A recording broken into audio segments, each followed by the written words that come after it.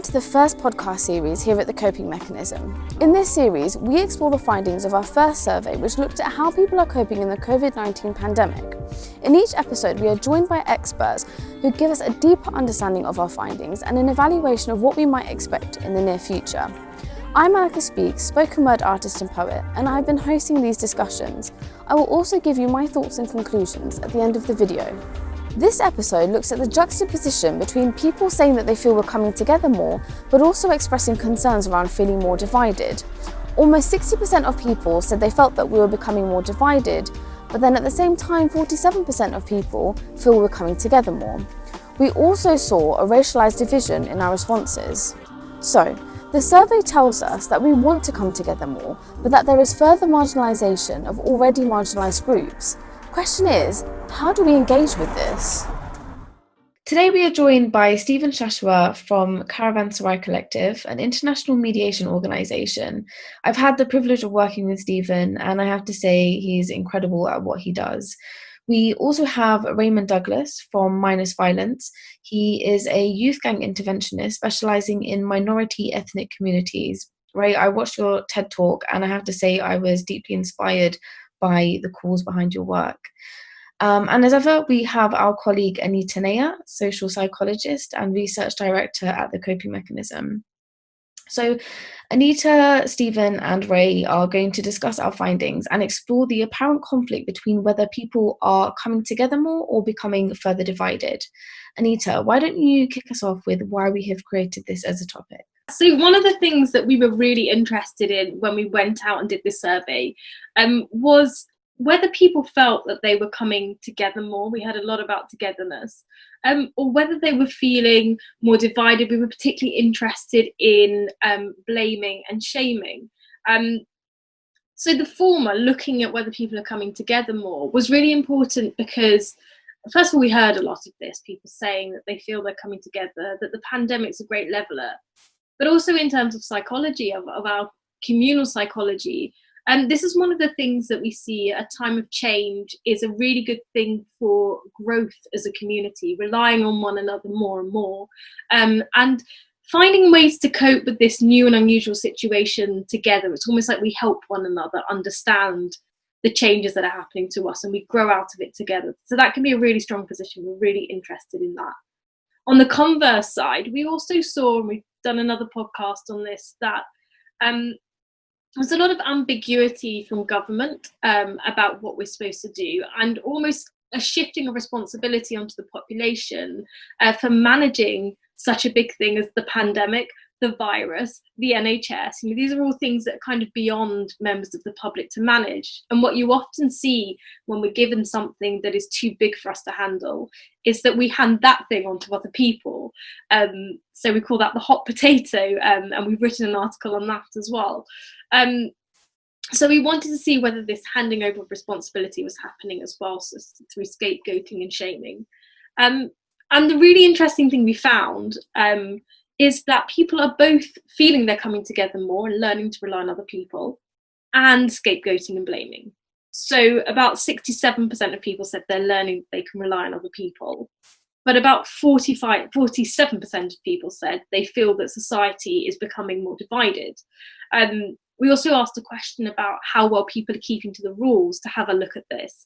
Now, almost 90% of people said they feel they're keeping to the rules.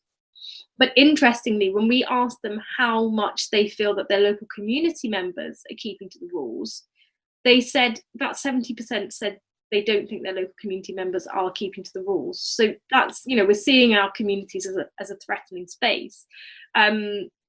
So we have this kind of divide going on between whether we're coming together or whether we're seeing other people as threatening. And there was an ethnic angle to that as well. So we looked at 4 different ethnic groups in this. We looked at the predominant population, the white British population, and we also looked at those most affected by COVID, the South Asian, Black African and Black Caribbean populations. And what we noticed there was that actually scapegoating and blaming as a coping mechanism was something we saw more amongst the white British population by far. So where that was kind of being used more, the white British population were more likely to, for example, to say that they had or had wanted to remind other people of the rules. Black and minority ethnic populations are more likely to have been reminded of the rules. And there's also some quite strong language that was used in the qualitative comments around sort of blaming others. So we have some comments which kind of use language like stupid idiots, selfish people, and not keeping to the rules. So this policing also takes on quite a personal angle.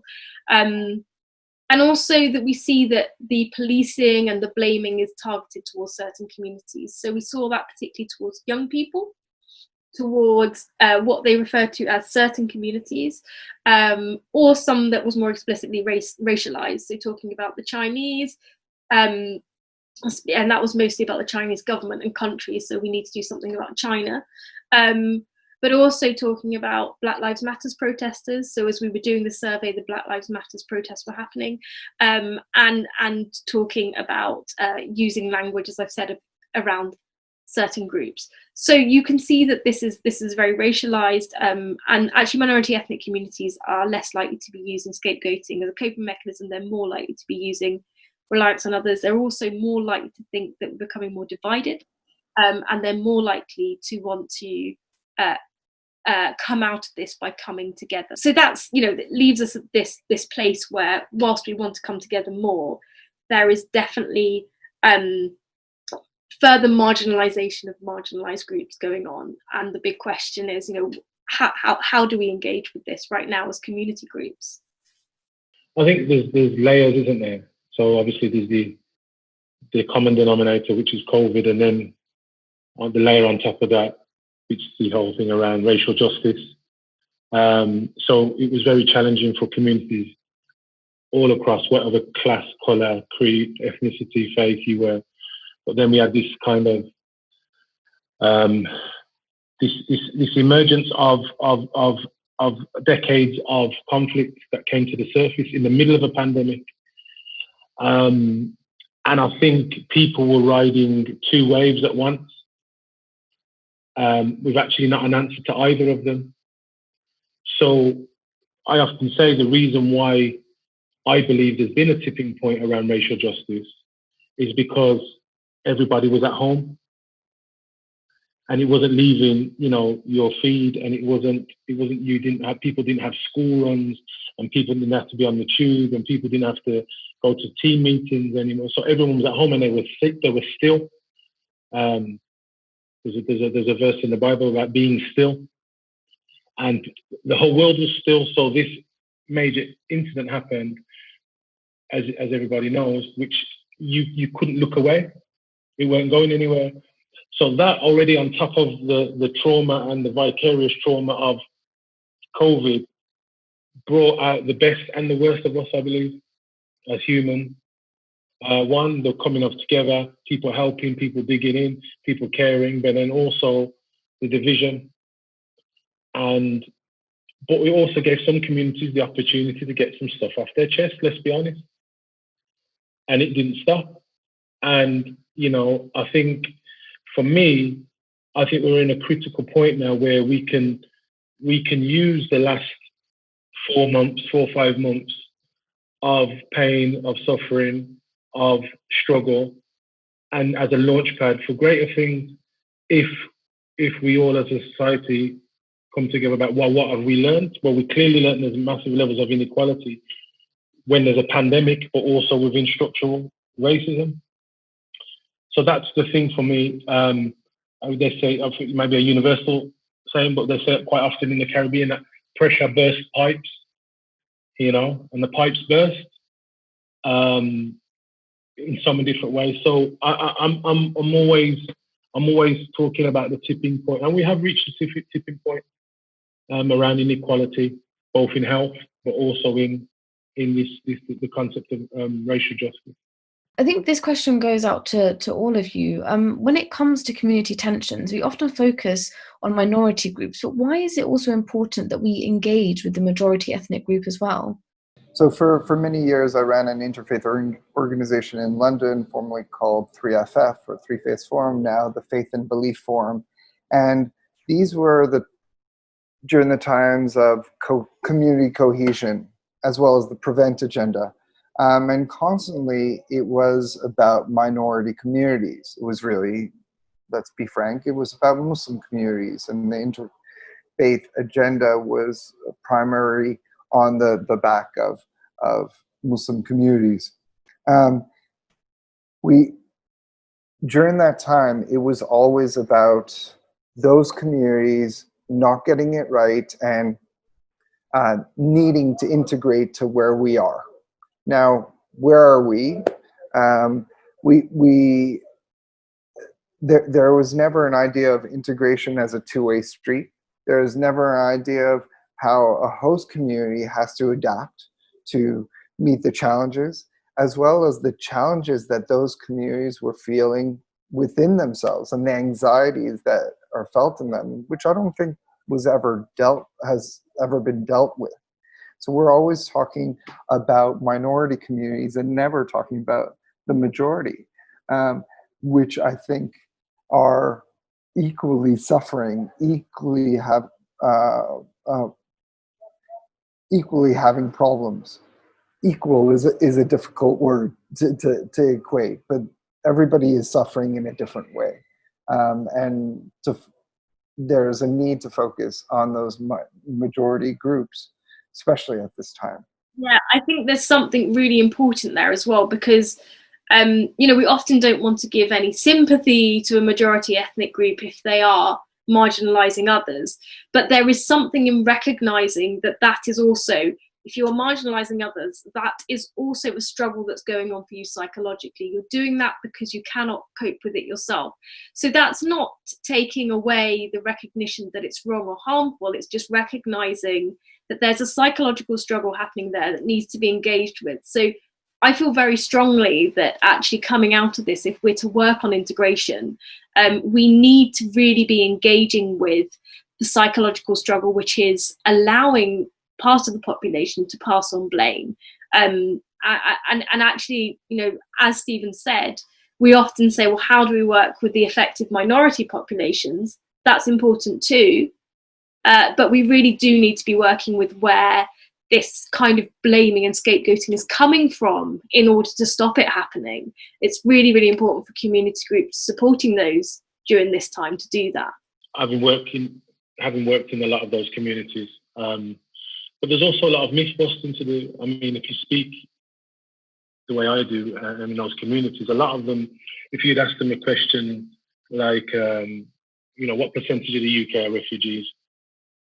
You're hearing numbers like people saying 30%, 40%. And when you actually give the figure, you have to ask yourself, not just the fact that, how misinformed are they?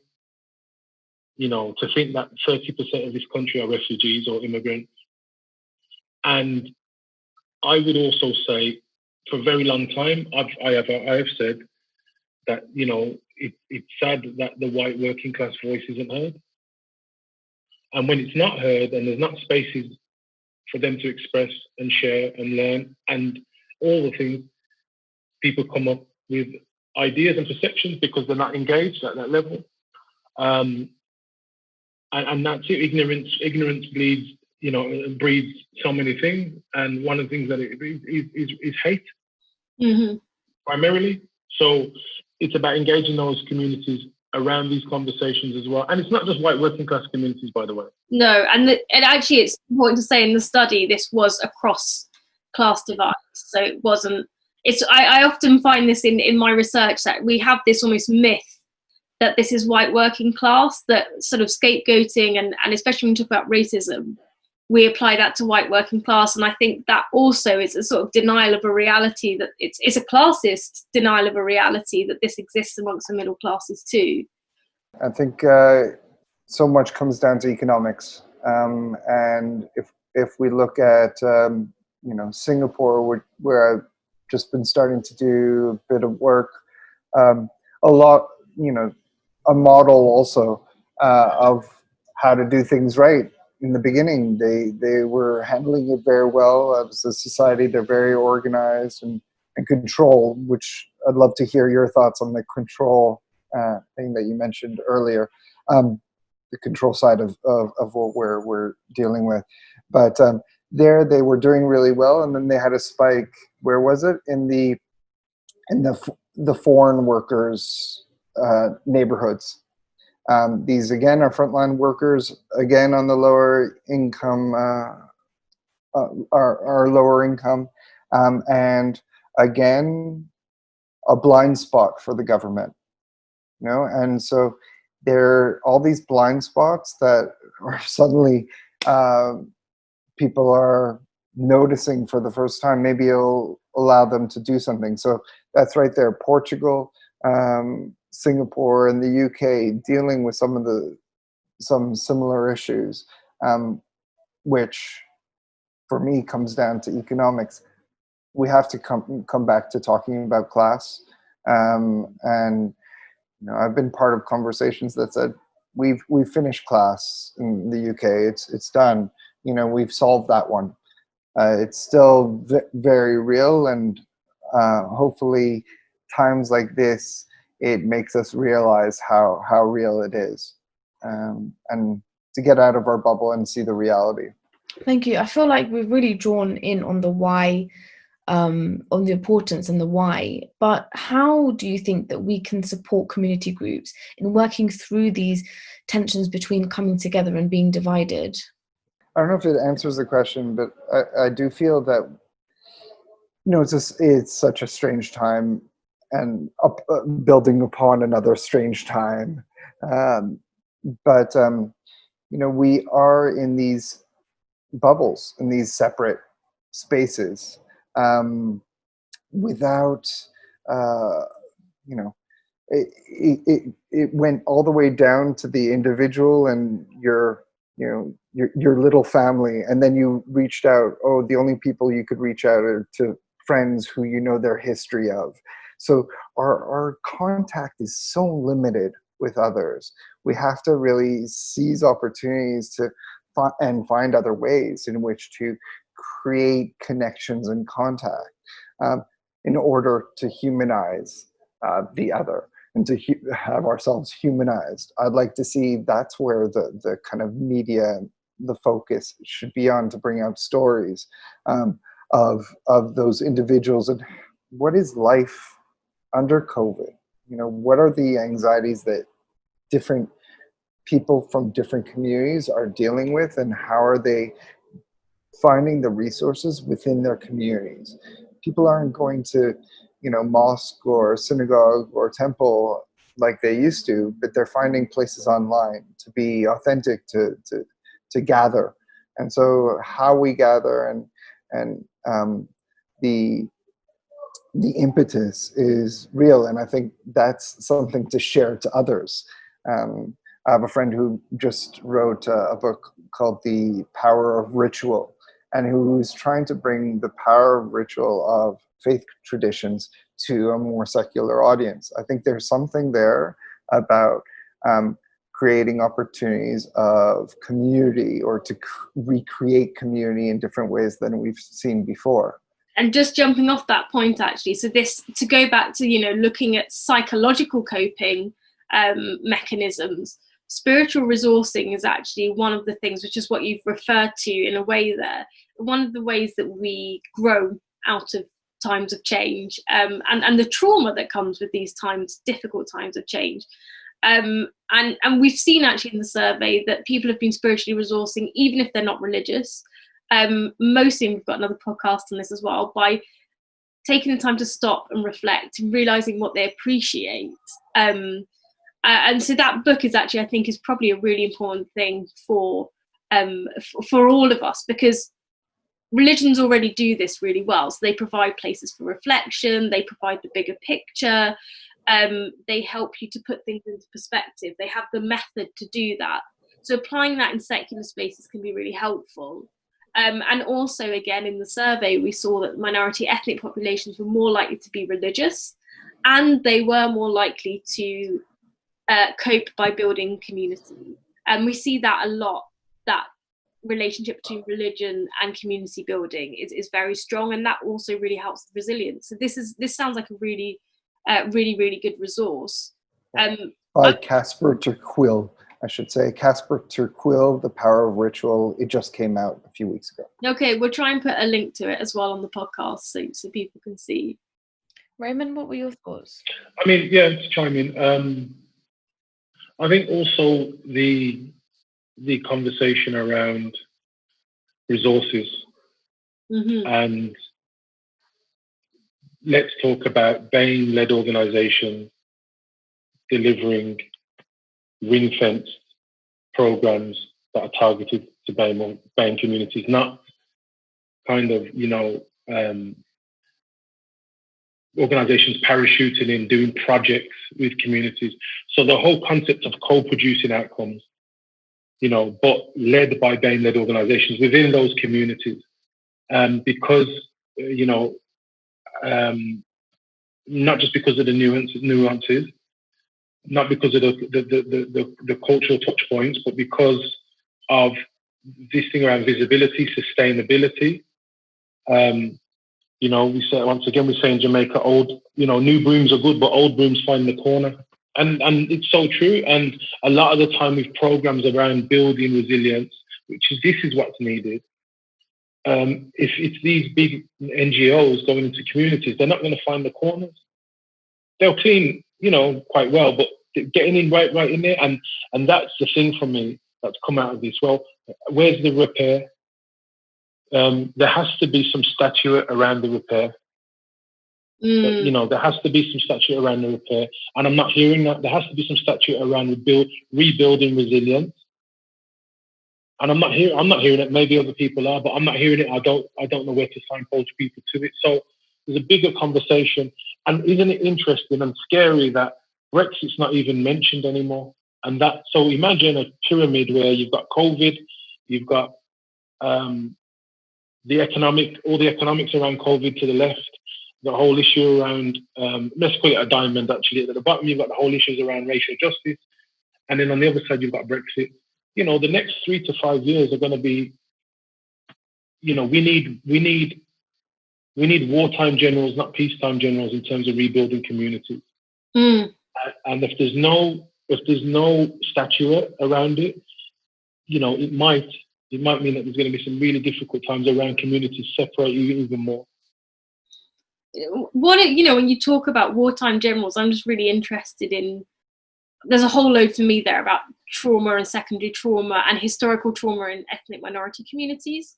But I'm also really interested in projects that you would see as playing that role. Like, what are examples of this in the past? It could be anywhere in the world, but. Yeah, I mean, on a wider umbrella perspective, the whole concept of introducing peace building into our society. What does that look like? The concept of facilitating conversations, not going into communities with a curriculum, but going in there with a format and extrapolating what communities feel, need, and want, and then that informing the policies going forward. Because a lot of the time, people are flying blind, and that is scary. It's okay to be flying and building, but flying blind.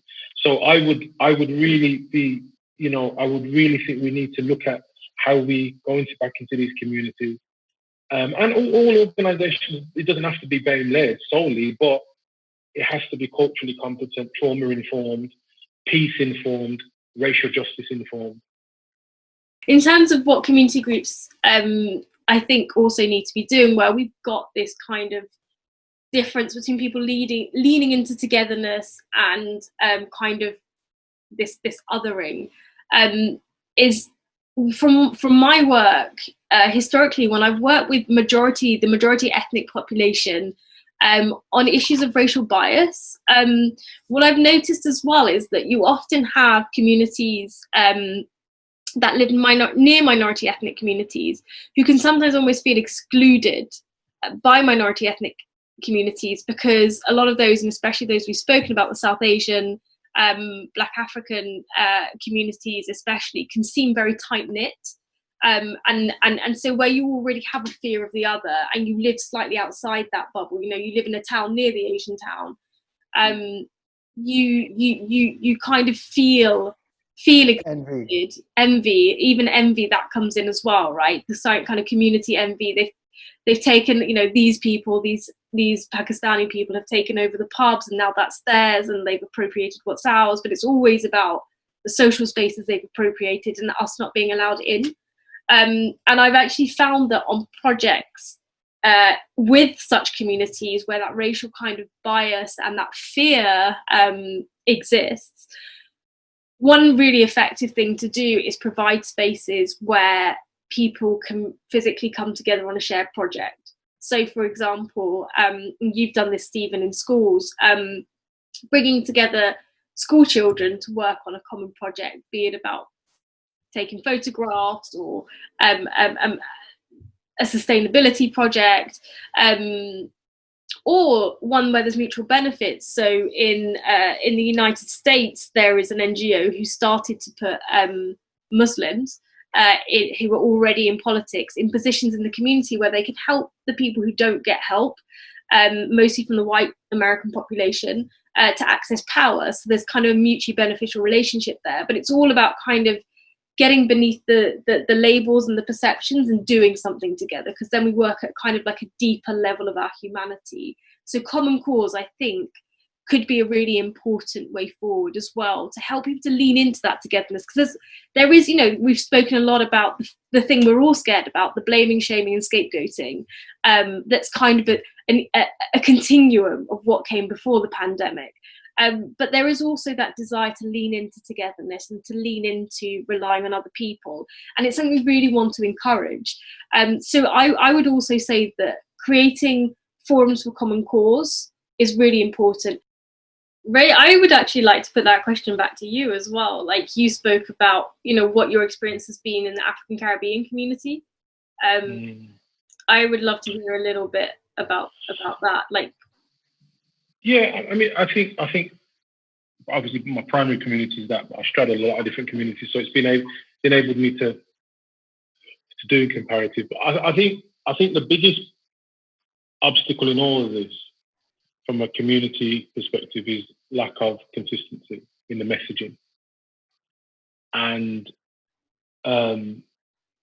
it's to the extent where one person's, I don't know, civil rights struggle is another person's holiday at the beach.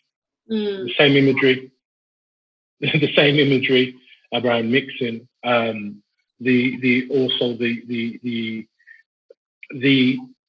It was very interesting for me to look at how the faith community mobilized, and I really feel some faith communities weren't able to step up to the mark. Not meaning, it took a different type of leadership. And what I even found was the bigger kind of faith institutions, they couldn't really get in and amongst the community, where little small kind of, whether it be churches, mosques, faith-led NGOs, were like on the ground, dropping off food parcels, knocking on doors, setting up Zooms, So it's been very interesting to find, in these difficult times, who's been able to lead. The pandemic has presented us with a stillness which has allowed waters to calm and for issues to float to the surface. Through this discussion, it's clear that we are further reinforcing some of these pre-existing deep-rooted divides. Now that the waters are still, it's an opportunity for us to gain a clear reflection of the state of these divides, and as we discuss in this episode, be a pivot for social change. What stood out to me the most is the importance of engaging with the majority population as part of this change. If you have any thoughts or questions, please do leave them in the comment section. Thank you for joining our discussion here at The Coping Mechanism, and we look forward to welcoming you next time.